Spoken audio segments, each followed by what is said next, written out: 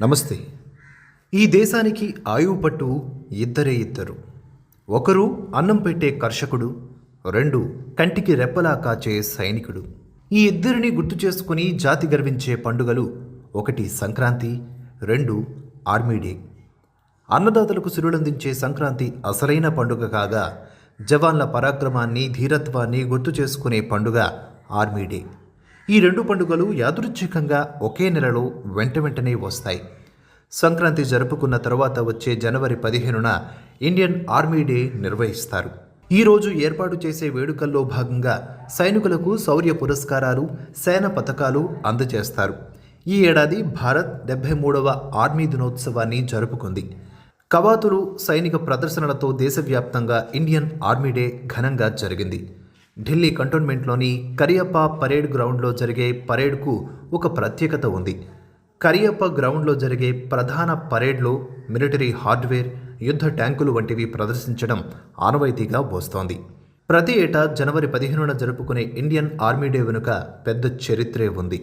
దేశానికి స్వాతంత్ర్యం సిద్ధించిన తర్వాత 2 ఏళ్ల వరకు కూడా ఆర్మీ కమాండ్ బ్రిటిష్ అధికారుల చేతుల్లోనే ఉండేది. 1949లో తొలిసారి ఓ భారతీయుడు ఆర్మీ చీఫ్గా ఎన్నికయ్యారు. 1949 జనవరి 15న భారతదేశానికి చివరి బ్రిటిష్ కమాండర్ ఇన్ చీఫ్ అయిన జనరల్ ఫ్రాన్సిస్ బుచర్ నుంచి lieutenant general KM Cariappa commander in చీఫ్గా బాధ్యతలు స్వీకరించారు.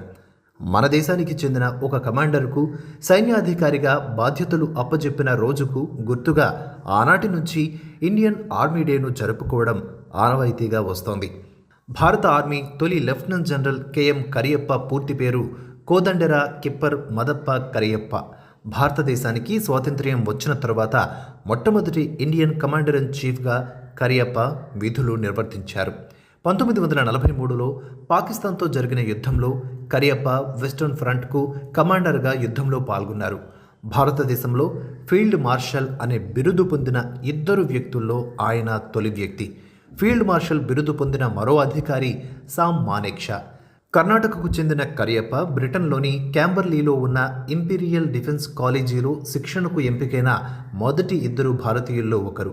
భారత సైన్యానికి కమాండర్ ఇన్ చీఫ్గా బాధ్యతలు స్వీకరించడానికి ముందు Cariappa Indian army eastern, western కమాండ్స్కు కమాండర్గా పనిచేశారు.